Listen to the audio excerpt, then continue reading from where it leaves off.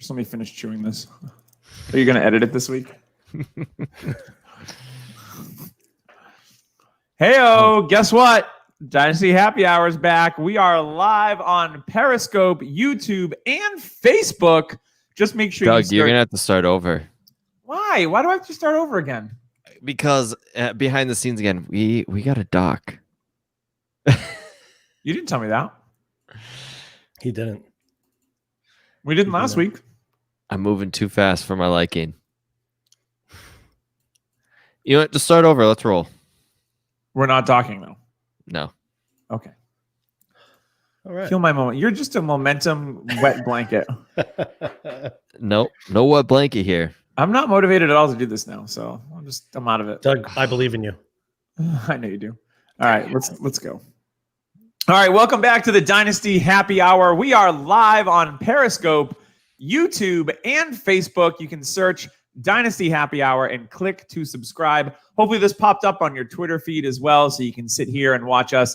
Throw us some comments, some questions. We'll try to get to them as we can. Please don't forget to check out dynastyhappyhour.com. There's a new shop just posted with brand new shirts. We've got IDP Power Hour shirts, Devi Happy Hour shirts, as well as multiple styles, selectable styles for you Fortnite fans of DHH gear. Loving it, loving it, loving it, loving it. We've got a big show tonight. We've got fantasy news. We've got our stats and stuff segment.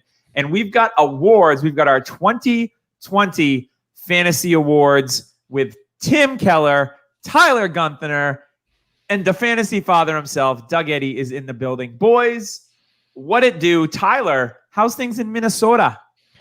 It was 86 degrees today. And That's guess what tomorrow's going to be? Guess what tomorrow's going to be? 56. I was just going to say 50. 30-degree drop. 30-degree drop. The next day, it's going to barely hit 50. And then you know what's going to happen? It's going to be 70s. No, like you're going to get snow. No, it's going to be 70s because that's the weather. I had somebody at work tell me, like, do you remember when we had seasons and it just wasn't like a jumbled bingo?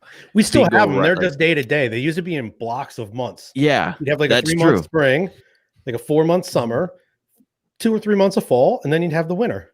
Now it's just daily. It's ridiculous. But no, I'm excited for the cold weather because cold weather means football, and football means happiness. And I'm so pumped for Thursday. 4 days away. I'm so happy. And Doug, in UDPL, I only made that trade for Clyde Edwards-Helaire just so I can get a piece in that game on Thursday. That's the only reason why. I need somebody going Thursday night. So I decided to go all out and trade for him. That is a very Tyler move. Tim, what's new in Pennsylvania? Yeah, it's about the same as it always is right now, this time of year. Nice and warm, a little humid. My sister is a teacher's aide at an elementary school. One of the kids' parents has tested positive. So my sister is in quarantine. So my wife and I That's great. Took some food up to her house this afternoon. My wife's idea. I just kind of stay out of other people's business. I was like, only bad stuff happens. On the way home, flat tire. It's a life lesson. I got a story for you. So I was, hold on. Tim's thing is do something nice for others and something bad will happen. Yes, is what I'm getting out of it. Yes. You just stay to your own damn business. That's why Philadelphians throw beer cans at people. I get it. The world comes around. Yeah, they were meddling in a situation they shouldn't have been in. Don't come to an away playoff game and you won't get a beer can thrown at you. It's that easy. It's science. Yeah, that's fair. I had so I was on vacation last week on Cape Cod. Had a great time with family. Nice. The weather was nice. So I get everything packed up. I get the truck. All right, so we have a Ford Explorer. The back of it's full of stuff. We get the kids packed in. All of our stuff is packed. I go to start the truck to go over to my mother-in-law's unit to say bye. Kick. I was like, really? It wouldn't turn over. And I was like, oh. Like literally everything is in the truck and we have like a 2 hour and 20-minute drive home.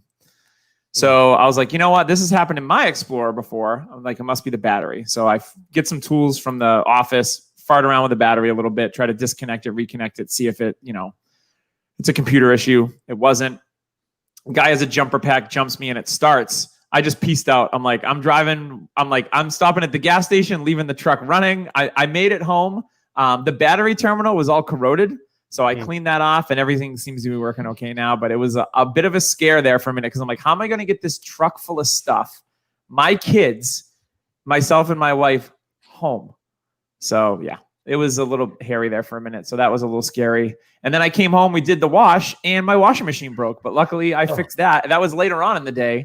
I got a big rock, went through the drain, and in the pump, there's a little propeller.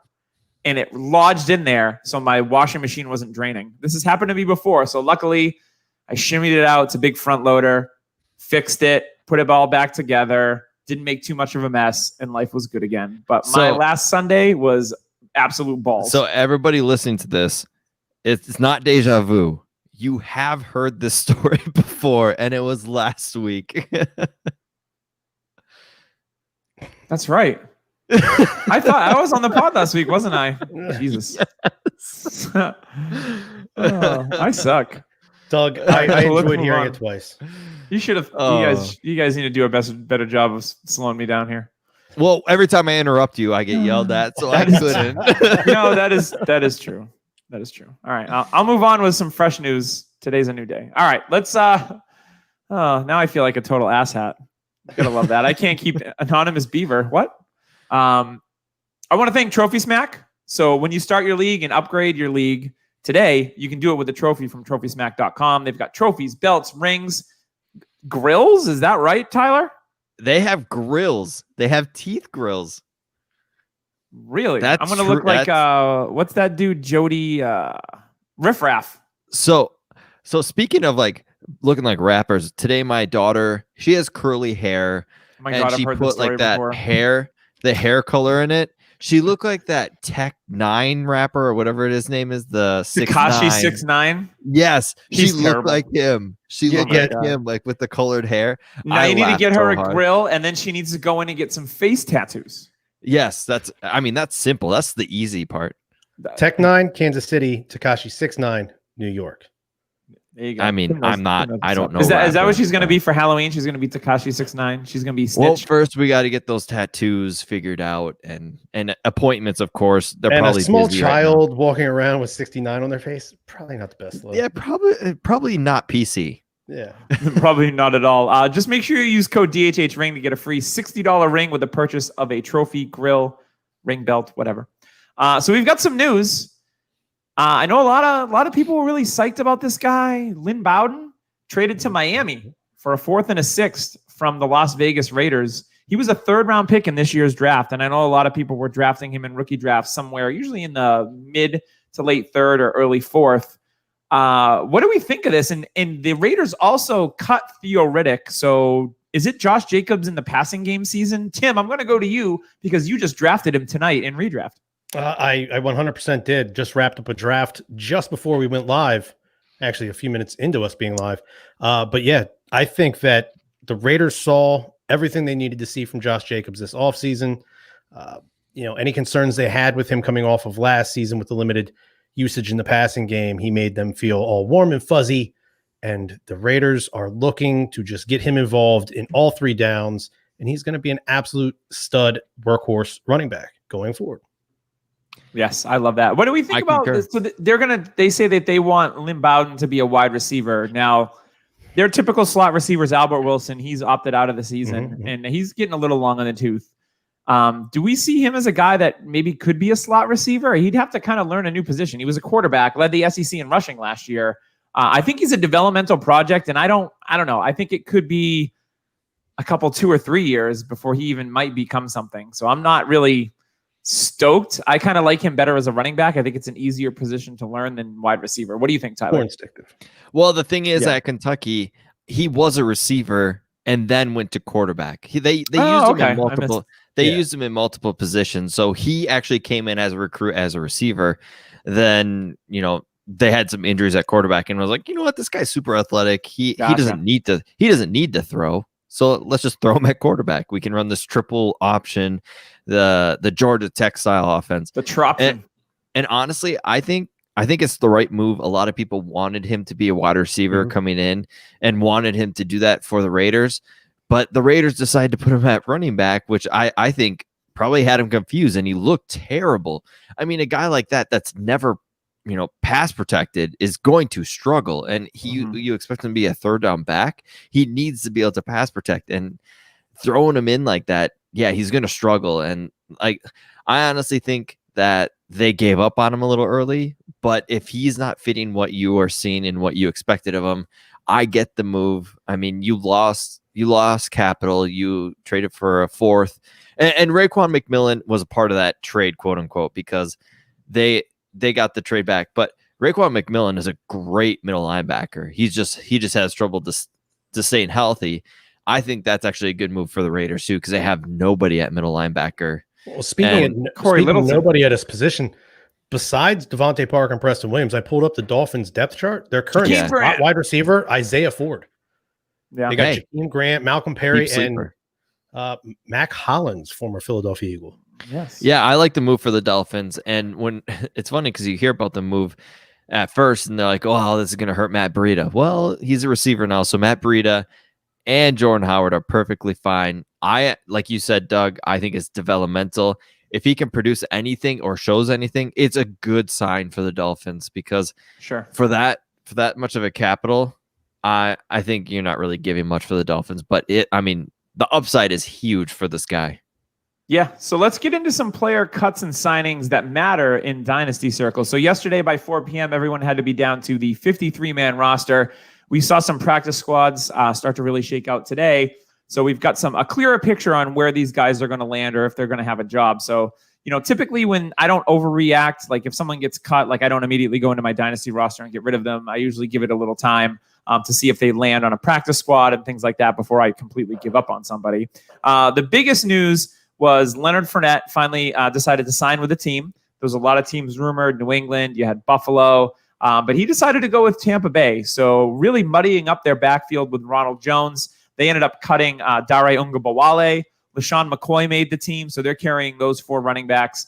I don't know how to really approach this. I traded for Leonard Fournette in a league that Tyler and I are both in, because I was like, you know what? His value's super low after he got cut. I traded 1 year of AJ Green at $36 and got 3 years of Leonard Fournette at $15. So I figured I'm pretty deep at wide receiver. I was like, you know what? We'll see what happens. I'm kind of excited that he landed with Tampa.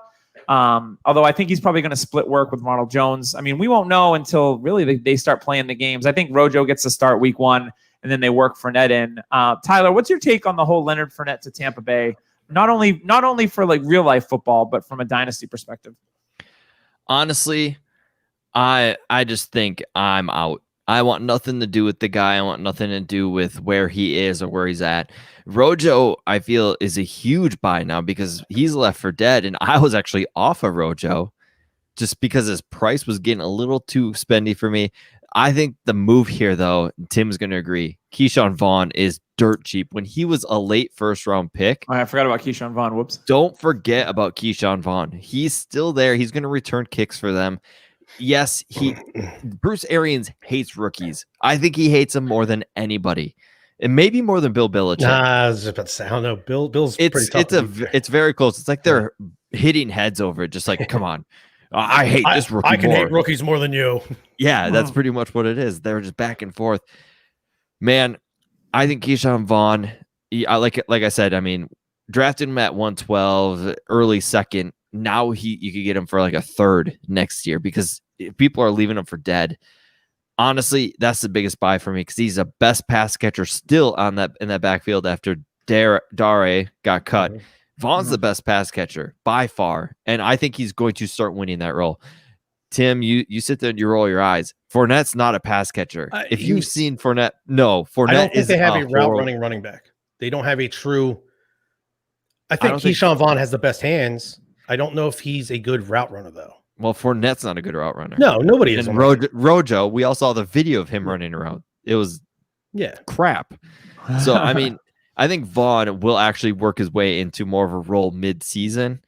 And I think the PPR upside will start hitting by like week 10 or 11 for Vaughn. So I love the move of buying Vaughn. I'm not trying to roll my eyes at Keyshawn Vaughn, though. Don't get me mistaken. I don't you put that evil think on any me. of those running backs in Tampa Bay are, Austin Eckler's, James White's of the world, where they can go out. Christian McCaffrey's obviously can run routes, and just with their route running beat coverage. Oh yeah. I think that's the sharpest take. I totally forgot about Keyshawn Vaughn, and I think buying him dirt cheap is a great move, Tyler. So I think if you're listening out there, throw out some offers. You never know what you might get back. People get frustrated really easily when they spend a first round pick and then he's buried on the depth chart. So they can maybe like, you know what, I'm just cutting bait and I'm done with it. And that's the kind of moves that you want to make when you can. We also had another veteran running back that was cut. It was Adrian Peterson was cut by the Washington football team. Kind of a surprise cut. He said he was surprised, and everyone was like, oh, like Darius Geis, we all know, got cut, and everything. So it looked like AP was going to be the guy, and they cut him. And he wasn't out of work for too long. He signed with Detroit. Now, this move just made me so I don't know, salty. I want DeAndre Swift to win that job, and he still could, but he missed a lot of practices. Keyshawn Johnson forever hurt. I just feel that like AP is going to come in and get touches in this offense. So Tim, just like buying Keyshawn Vaughn, do you think this is a nice little window to go out and try to buy DeAndre Swift, who I know Tyler loves very much? You can try. There might be a slight discount. I think people that believe in Swift got Swift in some very good value spots in their draft because of how heavy this running back class was up top. Unless you were in a draft with Tyler where he was taking him at 2, essentially. So I don't know if there's going to be a ton of discounts there for DeAndre Swift. Maybe as the season goes on would be the move. Yeah, probably after week 1 or 2, if he just can't get on the field, because like you said, he missed a lot of practice. Word was that Kerryon was looking very good, came in the best shape he's ever looked in his career. He was ready for this competition. But the Lions made a smart move. They understand that their highlight reel rookie is injured. The guy that has come in looking very good, Keyshawn Johnson, that's awesome, but he's also always injured. So, it's an insurance policy for them. On the other side of the coin, this now gives that window to Antonio Gibson. His stock's shooting up through the roof. So if you got Antonio Gibson in your draft, and maybe you just absolutely didn't love him, but you thought, hey, I'll take a flyer on this guy. Now's the time to sell. Also, second-year guy, Bryce Love. Let's not forget, at one point in his college career, he was a Heisman finalist. Yeah, people were saying this guy could be a rookie 101 for dynasty leagues before an injury. So the kid absolutely has some game to him. He has knee injuries coming off of. So if he's healed, I think these two could do a lot in that backfield. Tyler, what's your take on the Washington football team? I know you like Gibson. You tried to get him for me in a league that we're in. A little too. And late. I was like, I spent a 5th round pick on him because his IDP rookies and whatnot. So I was like, you know what? I think I'm going to hold on to that lottery ticket for a little bit longer. Yep, that sucks. but honestly, Gibson, if he hits, he's going to hit big time. He's got the athletic profile, the upside. Somebody in the Pigs 3 league is trying to pry him off my hands, and I'm having a hard time doing it because of that upside, the upside that you see. And the fact that the price that he wants for CeeDee Lamb is a little steep for my liking. But that's beside the point. I want to go over to Swift because, all over Twitter, what irritates me is my first thought was like Alvin Kamara started this way with AP, and all his Twitter's all over it. So I like Tim said, I don't think you're getting that discount. The Swift owners are smarter than this. They know what they have. They know the profile of player they have on their team. So honestly, if you have Swift, you're obviously holding. You can't sell because people are going to try to lowball you and just pry him from you for cheap. Swift ain't getting pried for me. Doug, I traded Akers and CeeDee Lamb for Clyde Edwards-Helaire and AJ Green in UDPL. And Shane was trying to get Swift instead of Akers. And I said, you would never get Swift because I have him and Clyde Edwards-Helaire pretty close. So, my value on Swift isn't changing. He's banged up right now. I think they're being cautious with him because it's closer to the season, and they know what they have in Swift. And AP and Kerryon do not scare me. AP does not scare me one bit. I think they saw what he did with Gibson, and they want him to kind of talk to Swift the same way and talk to these two young running backs, because I'm not going to exclude Still Kerryon. 3 young running backs. There's Bo Scarborough too. I mean, come on. I mean, Kerryon is still young and super talented. He's just super hurt. And I mean, he's got the bionic knee brace now. And yeah, I think honestly, he's just brought in for more of a morale and probably get some carries against the Vikings. Those revenge carries, how that's all you're going to hear the narrative when they play the Vikings is the revenge game. Here it is. The revenge game narrative. It is almost time for the season when you start to get the revenge game narrative. Long enough, it's no longer revenge. Yeah, that is very, very true. So just a quick wrap around for running backs that were moved during player cutdowns and signing. So Kalen Ball-Age, he almost got traded to the Jets. He failed his physical. He went back to Miami, and they cut him. The Patriots cut Lamar Miller and J.J. Taylor, who actually had a really nice camp. And J.J. Taylor was signed to the practice squad, so he's still a part of the organization. Really fun player. Kansas City cut DeAndre Washington, which I know one of their beat writers speculated earlier in the week, and people were kind of surprised by that because, he went to college with Patrick Mahomes. And DeAndre Washington was actually pretty good last year for the Las Vegas Raiders. But he lands back on their practice squad, so he's still a part of their team. We had Mike Warren cut by Philadelphia. Who, again, also some good reports out of Eagles camp was making some good power runs. The big news on that, though, is Corey Clement makes the roster. Yep. Got to have something with Corey Clement in the news, and he is showing up. What is he, running back 2 for that team or 1? I'm really confused. I think he's 1. Yeah, absolutely. Yeah. Dexter Williams was cut by the Packers. Tyler, I know he was a Notre Dame guy, and you would like some Dexter Williams, but his rookie year didn't do anything, and then obviously didn't do much to impress. They drafted A.J. Dillon. They still have Jamal Williams and Aaron Jones. So Dexter Williams is out. No word on any practice squads for him just yet. And a bit of a surprising move, Reggie Bonifant was cut by Carolina, which makes Mike Davis the 2. I like Reggie Bonifant a lot. Just one of those like freak athletes, and he flashed in preseason. He had a long 50-yard run last year too. So kind of surprised by this, but I guess Mike Davis, he's a veteran. He's more versatile. I think Mike Davis isn't bad either. I think that either of these guys are almost free in your dynasty leagues, and I think everyone assumes like, hey, Christian McCaffrey is the Terminator. The guy never gets hurt, but if you pick up Mike Davis, he's probably the incumbent starter there. So go check your leaves for Mike Davis, and we'll see where Reggie Bonifant ends up. If he ends up on the practice squad, I would like that. You give up a 4th, and God forbid, but Christian McCaffrey gets hurt in week 6, and all of a sudden you have a guy that's seeing 16 to 20 touches a game. Yeah, and Mike Davis was pretty good in the passing game for the Seahawks too. I think he had 35 receptions just a couple years ago. So so that's kind of the roundabout running back news. If you guys want to throw in any commentary on any of those moves, feel free right now. No, let's get to these receivers because one of these guys, I was just talking to somebody about, hey, whatever happened to that kid Arizona drafted because he's on a milk carton. Oh, yeah, we'll get to him in a minute. So Corey Coleman got cut by the New York Giants for the 2nd time. Yep. Patriot legend Corey Coleman, by the way. Laquan Treadwell was cut by the Falcons. So just a couple of receivers from the same class not really making their way in the NFL. Like imagine that draft class. Like people were like first round guys. I had Corey Coleman and Treadwell ahead of Derrick Henry. And I mean, imagine. Just imagine. At the time, the rage was build around wide receiver, build around young wide receiver. That's true. Treadwell was dominating. Corey Coleman, small school, but just looked like an absolute monster. Yep.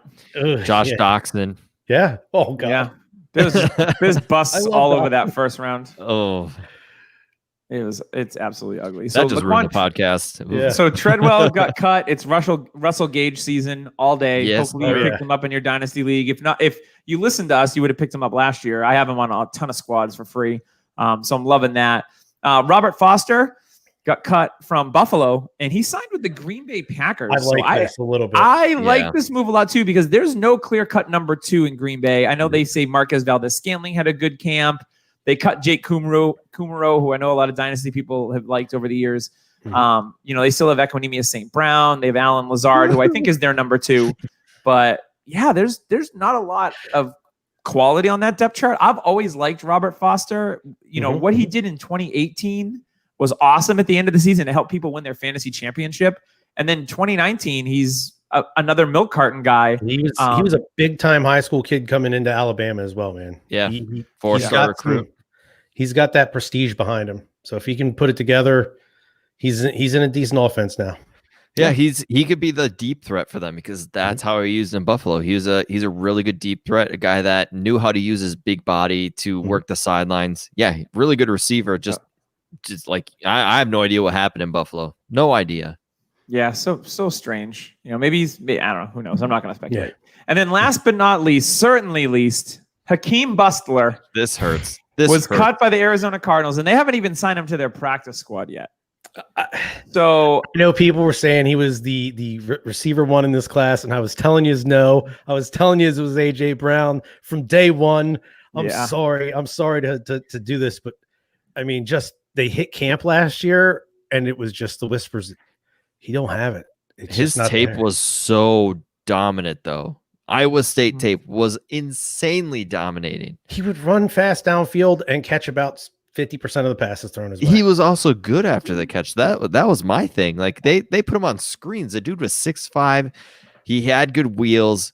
But yeah, like you said, I mean, the writing was kind of on the wall. He had a late breakout age. He was 23 coming in. I mean, those older receivers that have late breakout ages, they have a harder time hitting in the NFL than usual. And if you guys ever wonder how to use breakout age, there's how you use it. I mean, if you have a guy like Brian Edwards who broke out at like 13, it seems like 2 years old. Yeah, it breaks out so young and still dominates in the SEC. That's how you use the Breakout Finder app, and that's how I've used it. Is like you sit there and you're like, wow, damn, this dude was dominating at a young age against adults, like 22-year-olds in a major conference. That's good. I'm gonna keep my eye on him.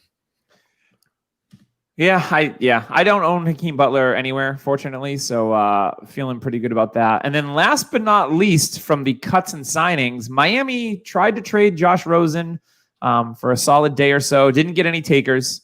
They cut him free. Wasn't claimed on waivers today. And then he signed with Tampa Bay's practice squad. I actually like this spot. So I was hoping last year that the Patriots would make a move and try to get Josh Rosen, and they didn't.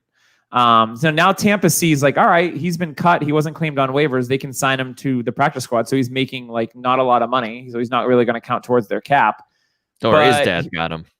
But he's going to be on the same team as Tom Brady. So who better to learn from than Tom Brady? I think Rosen is a very cerebral player to begin with, and you're getting to play with one of the most cerebral quarterbacks there ever was. Yeah, so it's an interesting pairing. Brady signed a 2-year deal there.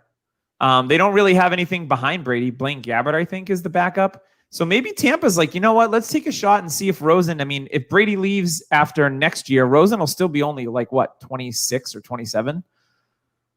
Like that's not terrible. So I'm really interested by that. I'm not cutting him off my dynasty teams. If anything, I'm probably going to add him if I could in a Superflex league if someone cuts bait on Josh Rosen. Yep. So yeah, so I like that quite a bit. So I just want to let you know that this week there's been some support, and I'm not talking underwear. I'm not talking bras. I'm talking the support of Manscaped, because that's who Dynasty Happy Hour is brought to you by. They are the best in men's below-the-belt grooming. They offer precision-engineered tools. That's right, boys. For your family jewels. They obsess over their technology developments to provide you the best tools for your grooming experience. They've redesigned the electric trimmer. They spent 18 months perfecting the greatest ball hair trimmer ever created. Just released the new and improved Lawnmower 3.0. It's got an LED light. It's got a 7,000 RPM motor with quiet stroke technology. Just a brilliant way to actually trademark that one. And you've also got a beautiful bag that it comes with. So you get a carrying bag. You're going to have a battery that lasts up to 90 minutes. You've got skin-safe technology. It's ceramic, so it's not really going to hack you up at all. It's going to be nice and smooth. You can use it on your chest, wherever else you want to shave, your face. You can use it everywhere. I used it yesterday. Prove it. I'm due for another chest shave. Multiple spots, and it worked fantastic. The LED light, I told my wife, I said, it works phenomenal. Like Tyler now only shaves in the dark. You could see everything. It's like porn in HD. You can see everything. Yeah, that's right. So make sure you go on manscaped.com, use code DHH, and trim that junk of yours. You beast. All right. Let's go to our fantasy awards. Fantasy, mind you, not real life. So don't at us. We're going to go position by position. These are the categories. We're going to have least to beast, the best rookie, and MVP in fantasy this year at the position. So let's start with quarterback. We've got least to beast. Now, I'll kick it off because I'm listed first. It's alphabetical even. Wow, look at that. My least to beast this year is Gardner Minshew. So Gardner Minshew, you may have picked him up if you were in Superflex leagues and he was on your taxi.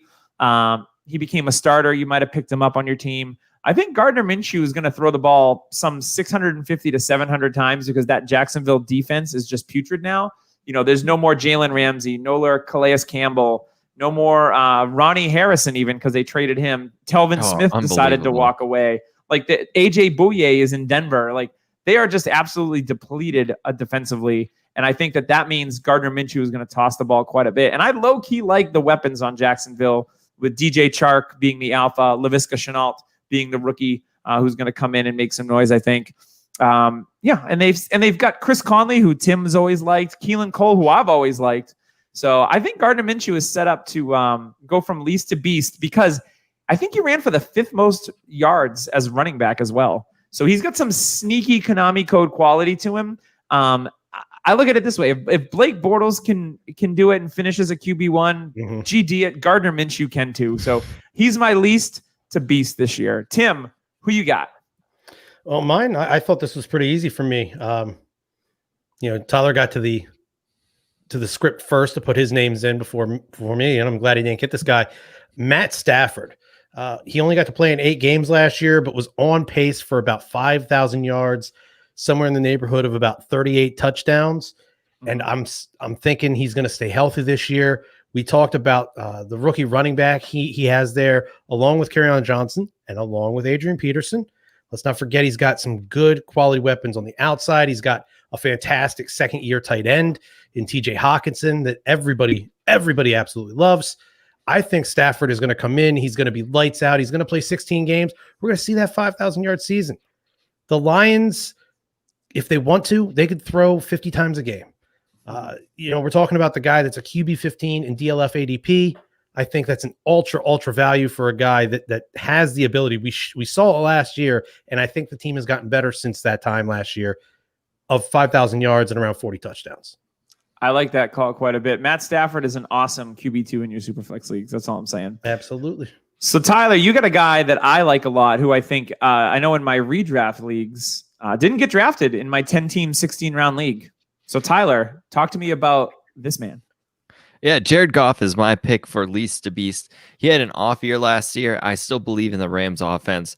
They got rid of Brandon Cooks, but they got the man Van coming in as a rookie to do some damage. I mean, he's like a Robert Woods clone.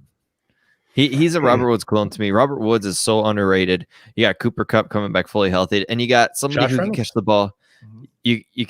Somebody who can catch the ball at the backfield. Cam Akers. Cam Akers is going to be able to catch the ball at the backfield. He might not get that start right away, but he will dominate into the season because he is such a good weapon out of that backfield. Higbee, I think, is the dude at tight end. I know Doug doesn't like it. Everett was getting shopped during this cut season. So honestly, I think Everett is going to take a back seat to Higbee. Higbee is going to get like 70 catches. He's going to be that PPR man. Thank you for that trade, Doug, and UDPL. Love it. But no, Jared Goff is my buy right now. And I mean, he's behind Sean McVay, who's a brilliant mind. And we all loved Goff until last year. Now he's just left for dead. So Goff leads to beast. I like it. So now we're going to move on to the best rookie quarterback. Doug, Tim and myself, Jesus Christ. Tim and myself have the same exact Wait, he's player. Here too? Yeah. So, Tim, why don't you go ahead and talk about our best rookie quarterback? Well, the very first quarterback taken in the NFL draft, the very first player taken in the NFL draft, Joseph Burrow of the Cincinnati Bengals. The camp reports have been nothing but glowing for this young man. Glowing. Just the Bengals are as an entire unit, as an entire franchise, are reinvigorated because of what they're seeing from this guy on the practice field and in these scrimmages. And let's not forget, last year, the guy threw for over 56. That is 5,600 yards in the SEC, 60 touchdowns with only 6 interceptions. He did this in the greatest college football conference in America. It is not the NFL, but is the closest thing you can get in the college system to the NFL. Yeah, this guy's going to struggle like all rookie quarterbacks do. But I think it's easy to say that Joe Burrow could easily walk away as the best rookie quarterback this season. The funny thing is everybody's talking about, oh, he's going to throw lots of picks. If he throws 15 picks as a rookie and throws like 25 touchdowns, I consider that a win. That's not because you can terrible at all. learn. You can learn from mistakes. And Look I think at Peyton Manning's rookie season. He had threw more interceptions than touchdowns. I mean, honestly, I think 15 is like the high for Burrow for picks. I think that's going to be his ceiling. I agree. I like the Burrow pick. I love Burrow, but man, my pick is more tantalizing. Doug, do you want to talk about your pick, Burrow, or should I go on to mine? No, you can cover. Tim covered it. You're good. Mine is Tua, and I mean, I just think Tua is going to be special. I was kind of worried about the injury and had him closer to Herbert in season, but man, like watching the tape from camp and just seeing how calm, cool, collected this man is, even in training camp with all these pros and vets, and their defense is nothing to kind of turn at. Their defense is completely changed. Their defense is going to be good. Flores has turned that team around, and I think Tua is going to help turn that offensive around. Fitzpatrick's probably going to start for a couple games, and then I think Tua's got that. I mean, once Fitzmagic does his infamous 4-pick game, Tua's going to come in. Yeah, Tua's. Yeah, I mean, week 1, Fitzmagic's going to have like 5 touchdowns, 400 yards. He's going to have a rushing touchdown in there. And then week 2, he's going to throw 3 to 4 picks. And then week 3 is Tua's season. Tua's going to come in, I think, sooner than later. And I think he's going to dominate from day 1. I like it. So let's move on to our fantasy MVP awards. I've got Dakota Prescott as my fantasy MVP at the quarterback position, just set up for success all around the field. The offensive line, maybe not quite as good as it used to be, but still a really solid unit. He's got Zeke, he's got Jarwin, he's got Cooper, he's got Gallup, he's got Lamb. He's in a contract year, so he is about to get paid some fat stacks, over $40 million a year. So that's why I'm going with Dak. I think he's set up, and I could see Dak throwing 40 touchdowns and rushing for, 300 to 400 yards with multiple scores on the ground. I just think he can put it all together, and he doesn't turn the ball over very often. He can put it all together and be the fantasy MVP for you. Yeah. So my MVP at the quarterback position is going to be Mr. Unlimited, Russell Wilson. I think the upside's unlimited with Russell Wilson this year. He threw for his second highest total for yardage of his career last year at 4,100. We saw DK Metcalf, as the season progressed, really start to mature, really start to learn the route tree, really became integrated in that offense for the second half. He can run routes? I thought he couldn't run routes, Tim. He started to show that he runs could. a couple of them. Yeah, he doesn't run the full route tree yet by any means. Let's not get mistaken. He is not all of a sudden a Antonio Brown or a Stephon Diggs like player, but he runs a few routes and he runs them very well. He has an amazing size advantage over most people, has a great speed advantage, and Russell Wilson targeted this rookie over 100 times last year. I believe it was 101 if I remember correctly. But Russ at 4,100 yards last year, 31 touchdowns, 5 picks. I could see them getting him around 4,800 yards. Let's get that touchdown total up around 38. And with Russell's ability to run, he's been slowing down on his running as of late, the past few years. But if he runs for another 250, 300 yards throughout the year, Russell Wilson could be the fantasy MVP at the quarterback position. I sense a theme here with Tyler's pick. We've got mobile quarterbacks. I mean, the whole entire DK Metcalf thing, I was completely joking. You look at his reception perception, and it's green a lot of places, and he runs a lot of routes. My pick is going to be Kyler Murray, and I think bringing DeAndre Hopkins in doesn't mean Hopkins is going to get his amazing over 150 targets. I just think it gives Kyler Murray more of a security blanket. and which he didn't have. His weapons were very limited last year. Mr. Limited. Mr. Limited. No, Kyler Murray has weapons everywhere now. And Isabella's taking a step. They got the postman, fantasy footballers shout out there. Dan Arnold at tight end, who's apparently breaking out in camp.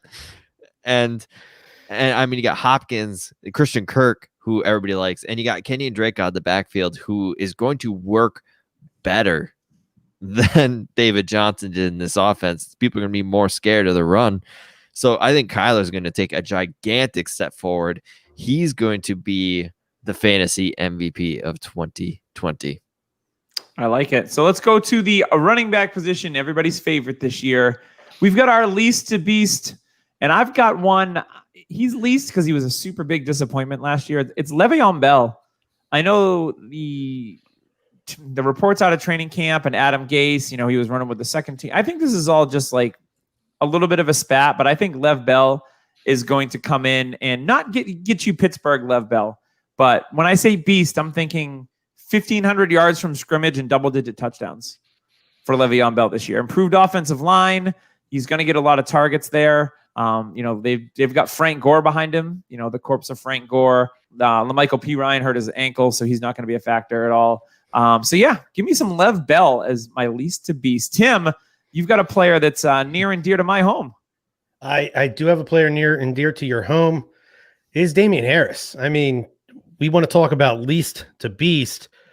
I don't know how close he's going to get to beast, but I don't think he can get any closer to least than 4 carries. I want to say he had something like that last year. He played like 7 or 8 snaps all season. Yeah. So very, very limited usage last year by the New England Patriots running back. But there was talk that it looked like he might have been sneaking in on taking the starting role away from Sony Michel in this camp that they just came out of. So Damian Harris, I think, is in line for a much, much greater workload this year. And I think you're getting him at super, super value right now. There's people that are still completely miffed by the lack of usage last year. If you had some interest in him last year and somebody else drafted him away from you, go put out an offer, because I'm pretty sure most owners are still thinking, man, this until I see it, I just can't believe it. So go see what you can get Damian Harris for now, because this could be a guy that's going to be the lead running back in New England. It's not that going to be that sexy, but he could be the starter. Yeah, he's currently got a broken pinky finger on his hand, so hopefully he'll be active coming up here on Sunday. That would be nice. Tyler, he's going to have that Julian Edelman type pinky. That really messed up style pinky. Like Torrey Holt. Edelman has. Yeah. Torrey Holt's got that bendy finger. I think it's pointing. He's going to have the booger. He's going to have the booger finger. The booger finger. Well, not like literally a booger. The Brian Baldinger finger too. Yeah, the dude Baldy's got it too. All right, Tyler, you've got a player that plays for your favorite team as your least to beast. I mean, Todd Gurley, and the funny thing is he had 12 touchdowns last year, and we're talking about least to beast. Right? Yeah. The guy, if he can get the 15 to 20 touches a game, like Atlanta's talking about, is going to be dominant for fantasy football. He's going to get he's going to get the touches. He's going to get the catches that matter in PPR. Todd Gurley is severely undervalued to the point where I think he's such a value in Dynasty even that I'd be looking to go out and buy. I mean, tell me this. Could you go out and trade Antonio Gibson for Todd Gurley? You could probably get Todd Gurley plus. Yeah. And that's right sad. now. Yeah. I mean, if you are a contender and you're sitting there like, I could do that. You can go out and get Todd Gurley, win the championship this year, and have your league payment money for the next 3-4 years just because he made that move. Yeah, you might not have Antonio Gibson. If he doesn't pan out, you win that trade easily still. Yeah. If he pans out, I mean, you have this league for free for 4 years. Yeah. You won. You're the championship. So they can never take that away from you, as they say. That's true. It's on the trophy that you got from Trophy Smack. So Todd Gurley, wheels up. He's gonna have a heck of a year. I'm excited for it. Yeah, I think it's going to be a good one too. So let's move on to best rookie. I've got Jonathan Taylor of the Indianapolis Colts. I think it's going to be week 1. They play Jacksonville. Oh my God, he's gonna destroy. I think that Marlon Mack, they'll give him a couple carries to start the game. Then they'll bring Taylor in, and all it's going to take is one drive by the Colts with Jonathan Taylor against the Jacksonville Jaguars to cement Jonathan Taylor as the starter. Yeah, I think he has the potential to run wild against Jacksonville in epic fashion. Yes. And I think he sustains it, and that's why I have him as the best rookie running back this year. Miles Jack is going to be sitting there in the middle and be like, "Hey, Ngakwe, go!" Oh crap! Miles Jack does not play middle linebacker anymore. He is now an outside linebacker. And he's going to be like, "Hey, Jalen, can't." Oh, wait, hold on. Wait, Harrison, can't. Oh God, he's going to be all alone, and he's like the only good player. And I feel so bad for him. I mean, CJ Henderson better hit for this team. Otherwise, that Joe Schobert and Josh Allen. That's the Jacksonville. That's true. They got Schobert. Yep. Well, this is an IDP show. There's another channel. Okay, we all love it. Yes. So my rookies, I actually wrote down two. The first one I wrote down was CEH because let's go. Yeah. So I thought that one was too easy. So I went with another pretty easy one, honestly. Antonio Gibson. We talked about him earlier with AP cut, with Geist cut. I think he and Love are getting ready to have big seasons. But we're talking about a guy. Just last month's ADP on DLF, he was going off at RB40. Geis, who had been cut by the team already, was still going higher than him in dynasty drafts. That's bonkers. Yeah, I don't understand this. So Antonio Gibson, he's athletic. He's 6 foot 228. The guy's got everything set out in front of him. He's got great pass catching ability. One of the guys in the chat said earlier that they believe that Love's probably going to get the first crack at running the ball. And I agree with that. But Antonio Gibson's going to get mixed in as well. And with his pass catching upside, I think Antonio Gibson's just an absolute steal here. And if you got him late in your rookie drafts earlier this spring or even later in the summer, congratulations. You just gained a ton of value. Wait, Doug and I did in Trade Addict 7, 3rd round. There you go. Fancy that. Tyler, who you got as your best rookie? I think if anyone knows you, they might anticipate this one. I mean, it's still DeAndre Swift for me. I see major fantasy upside coming week 3. I do think they're going to be safer with him. AP, they're going to have him and carrying the load for a couple weeks, and then Swift is going to be fully healthy. He's going to come in and he's going to dominate. He's going to be just so insanely dominating for this team that they're going to be like, it's yours. Like, it's going to be an Alvin Kamara-esque party. Let's go. DeAndre Swift. I'm not scared of this whole entire AP signing. I mean, wherever AP go, it seems like somebody else comes out of the bushes and takes over AP's spot and becomes fantasy relevant. So this year it's going to be DeAndre Swift. I like it. Let's move on to MVP. I've got the aforementioned by Tim earlier this evening, Josh Jacobs as the fantasy MVP at the running back position. I think that Jacobs, they cut Theo Riddick, they got rid of Bowden, they still have Jalen Richard there from a pass catching standpoint. I think Jacobs is going to get 40 plus receptions. And if you look at his yards after contact and a lot of his metric numbers last year, he was awesome. And I think Josh Jacobs is going to be awesome again, and he's going to be the fantasy MVP in 2020. Tim, you went chalk on this one. I mean, until proven otherwise, and Tyler and I really brought this up months and months and months ago about how the 101 doesn't stay the 101 very long in this game. And all chalk here. Christian McCaffrey has been the 101 for about 12 months at this point now. But until proven otherwise, I'm going to stick with it, man. The guy had nearly 2,500 yards, 2,400 yards, something like that last year, 19 touchdowns. Over 100 receptions again. Yeah. I mean, there's been a little bit of rumor I've heard about them wanting to try to ease his workload back. But for who? Who's taking the workload? Mike Davis, Mike Davis? No, they're not going to do that. Curtis Samuel, they're going to make him a running back. They can make him a scat back type, but I mean, skip it up that skip it boop boop. Christian McCaffrey is the absolute stud RB to have, and I think he's got the easiest path to become the MVP at the running back position. All right. I mean, and if you're looking for another Lease to Beast quarterback, Teddy Bridgewater is a fantastic pick. There you go. Tyler, now, my MVP for running back is Saquon Barkley. I had somebody at work tell me he's scared of Saquon. He's like, I'm really nervous about him. I'm like, really? How? I'm like, tell me a running back that has come out of college into the NFL that has the it factor like he has. Mm-hmm. And honestly, he's just like, I'm like, honestly, I could probably say Zeke maybe. And I think he's more talented than Zeke was coming out of college. AP maybe. I would say AP is probably the closest thing I would have to talent wise coming out of college. Saquon was hurt last year, high ankle sprain. That's serious for a running back. Saquon depends on his crazy athletic ability, his agility to get away from players in open field. He couldn't do that quite good in middle of the season because of that high ankle. Well, guess what? It healed. End of season, what did he do? Destroyed. He murdered teams. Like, there's still wanted posters for this man after week 16 and 17. For the mass murder of defenses. Just look for huge thighs and you should be able to find him. Yeah. He's on a squat rack somewhere, putting up like 750. Yeah, easily. And honestly, Saquon, I think he's finally going to get passes. Daniel Jones had trouble, it seemed, throwing out into the open to Saquon. Well, you know what his coaching staff's going to tell him now? Hey, dummy, you've got an all-star running back out here, wide open. Dump it off. Who cares?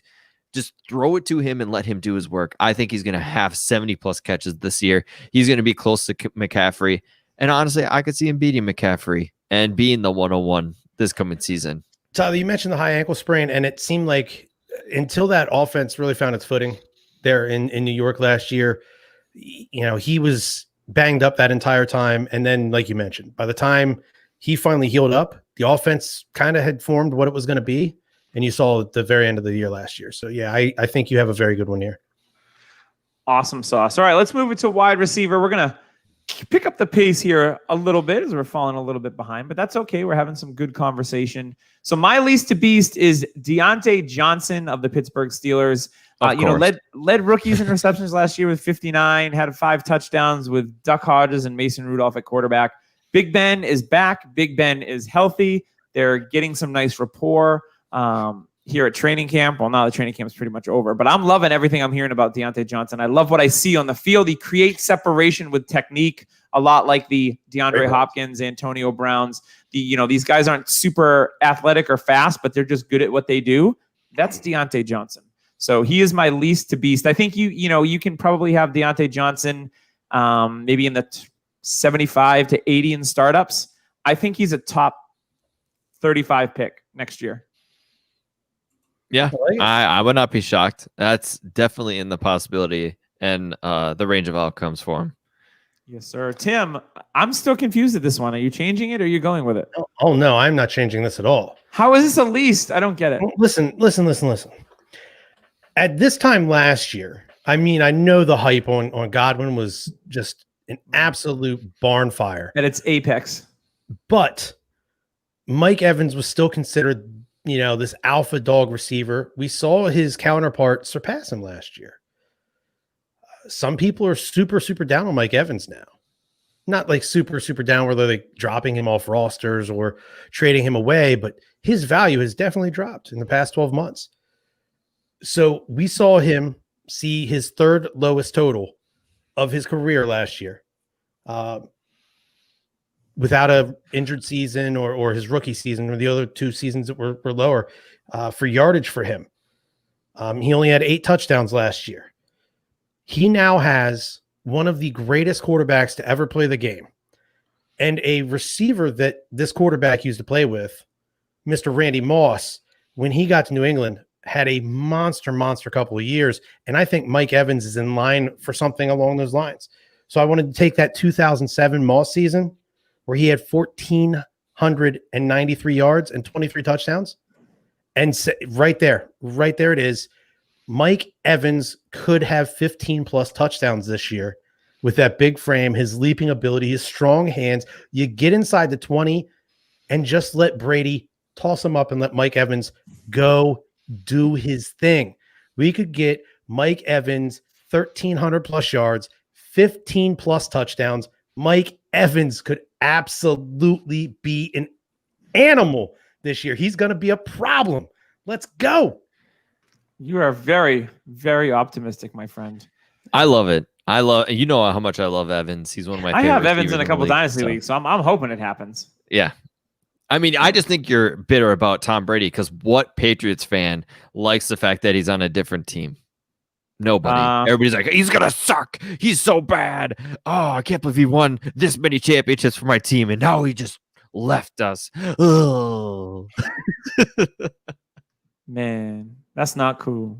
All right, Tyler, who do you this is not a surprise for me. No. For me, at least to be. There's a pattern. There's a pattern. Yeah. These are my guys. There's a pattern. Will Fuller, and you know what? I'm going to keep it short and sweet. He's going to play 16 games, and he's the wide receiver 1. And when he is the wide receiver that's on the field healthy for Deshaun Watson, even with Hopkins, you know what? He's dominant. Yeah. He is fantastic. So let's go. 16 games. Will Fuller, please do this for me. Make-A-Wish Foundation, please. Please. Maybe. Tyler, All if right, you go 16 games, I think you're right, though. let's move on to best rookie. Mine real quick. If you listen to this pod every week, you know I love Laviska Shenault. He's my best rookie. I think they're going to use him out of the backfield. They're going to use him in the slot. They're going to use him all over the place. And I think he's has an awesome rookie season. Would not be surprised to see a rookie season of 65 receptions, maybe 6 or 7 touchdowns, and just under 1,000 yards. Laviska, let's go. Tim, who you got? My rookie wide receiver is the guy that broke Alshon's record at the University of South Carolina. Let's go Gamecocks. Brian Edwards. He might have been the second receiver the Raiders took, but I was saying after the draft, give it a year and he's going to be the Raiders wide receiver 1. I think the guy just does everything at the wide receiver position well. Ruggs is an extremely talented wide receiver. He has crazy speed. Brian Edwards has very good speed. He has extremely strong hands. He has an amazing catch radius. He runs very good routes. He does everything very good to amazing. So I think that this guy with all those tools in his toolbox could easily be the wide receiver 1 for the Raiders. Now with Williams out for the season, I'm telling you, Brian Edwards is the absolute alpha for the Las Vegas Raiders. Let's go, Brian Edwards. Let's do this. I like that Brian Edwards take. I think Tyler's going to have a take though that may blow doors up that one. I mean, like a theme. It's a theme. I'm telling you, everything's a theme here. Justin Jefferson, and honestly, I'd put Justin Jefferson's 2020 up against any 2020 wide receiver that's a rookie. I mean, I'd put a water bet down that Justin Jefferson has a better rookie season than any wide receiver. He is showing out in camp. I'll take that bet. Any wide receiver? Kirk Cousins. Any wide receiver? I'll take that bet. Any wide receiver. I'm taking that bet. Yeah, let's do All this. All right, water bet. You guys know the fancy footballers wheel of water. You do understand your verbiage. I understand the verbiage. But no, Justin Jefferson is going to have a phenomenal rookie year. He's got a great connection with Kirk Cousins. Kirk Cousins speaks volumes about how great he is at route running, how he just has a knack for getting open in the end zone. Jefferson could lead the Vikings in touchdowns for receiving. And that's I mean, it's not saying much. Thielen, if he's healthy. I mean, Thielen was going to be my least to beast receiver. And then I thought about it. I'm like, why would I do that when I think Jefferson is going to destroy? Jefferson is my rookie receiver. And as you can tell, I'm all in. Nice. So now that moves us to our MVP at the position. I've got Devontae Adams. He's my wide receiver 1 in redraft this year. He's going to get a ton of targets. When he's on the field, he scores double-digit touchdowns. He's going to have 120 catches. I think Michael Thomas comes down to earth when it comes to receptions and everything. So I think that is going to make Adams, with his touchdowns, he's going to be the wide receiver 1 this year. And your MVP, off to Tim. My fantasy wide receiver MVP is none other than Mr. Kenny Golladay. Last year, almost 1,200 yards. He led the league in receiving touchdowns with 11, and he did that with street quarterbacks. David Blue. Just David Meh. Just absolute back of the dumpster diving of quarterbacks here. I had his quarterback up here as the MVP with Matt Stafford just absolutely going bonkers. And if I think he's going to go bonkers, he has to have somebody to throw to. And Kenny Golladay is his number one target. Kenny Golladay, again, is going to put up big time numbers from the receiver position. I think we could see him get those 1,000 yards. I think he has the opportunity. If Evans don't do it, I think Golladay has the easiest route to go for the lead in touchdowns again at the wide receiver position. So give me Kenny Golladay all day. Very nice. Tyler, this is if Josh is still in the chat and watching, this take is going to melt his face because not melt his face. This take will give him pants feels. How's that? Okay. And this is kind of against the grain for me because I've never been big on this guy, but it's Odell Beckham Jr. I was surprised. And honestly, I just think he's going to get target after target after target. I do think he's finally healthy, but for how long? He's had trouble staying on the field. So hopefully he can play the whole entire 16, the Will Fuller dream. So Odell Beckham is my MVP, and it's just because I think he's still one of the better wide receivers in the league, and I still think he can dominate. And I do think Baker has a resurgent season, comes back from the grave, which he buried himself in because of so many damn commercials. But Odell Beckham Jr. is my MVP for receiver, and if you didn't buy cheap last year or in season, I think you're gonna kind of kick yourself a little bit. I mean, yeah, I hate myself for trading for him, but I don't think I'll regret it. All right, let's move it on to the tight end position. Lease to beast. I've got Irv Smith Jr., the Minnesota Vikings. I think he's going to see a lot of targets. I think he could be their wide receiver too, when in terms of receptions on the team. I think he's that good. I think that, with no Diggs there and Jefferson replacing him and the way Irv Smith came on last year, I just think, a rookie wide receiver might be a little bit hard to acclimate. So I see Irv Smith Jr. in line for a lot of targets at the tight end position. So going from a guy that was just on your bench to, I think he's going to finish as a tight end 1 and be a starter. So least to beast, Irv Smith. Tim, you've got a guy I just drafted in the 11th round of my redraft league. Yeah, least to beast. Evan Ingram. This guy, I know the injury concerns are there for everybody. It's a guy that just kind of slips maybe a little farther than he should. So Tyler talked about Saquon having this monster year running back and could easily see that. But if the better Saquon's playing, those linebackers are going to continue to cheat every time. Every time they even kind of turn like they're going to hand it to Saquon or pitch it to Saquon. And every time those linebackers cheat up, this athletic stud of Evan Ingram is getting behind them into that little open area right above the linebackers. And Danny Dimes is just going to drop them in. Bam. Evan Ingram could see 70-plus catches. We're talking 850 yards. Let's get him up close to like the 8, 9, 10 touchdown range. And we're talking about an easy tight end 1 season out of Evan Ingram. Again, the Will Fuller thing here. We're going to stay healthy. We're going to play 16 games. And Evan Ingram could easily be a wide receiver 1. No questions asked.